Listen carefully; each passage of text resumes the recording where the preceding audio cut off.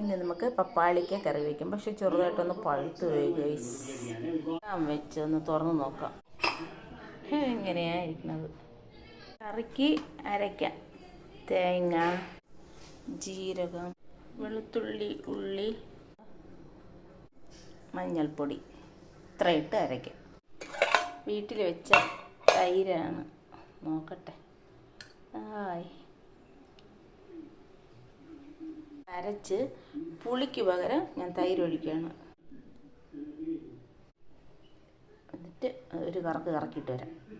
കരിവേപ്പില നല്ലോണം വെന്ത് അരപ്പൊഴിക്കാം. താളിക്കാം. കടുക്,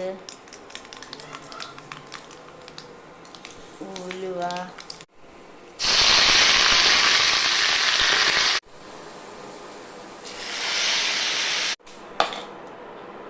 പപ്പാളിക്ക കറി റെഡി.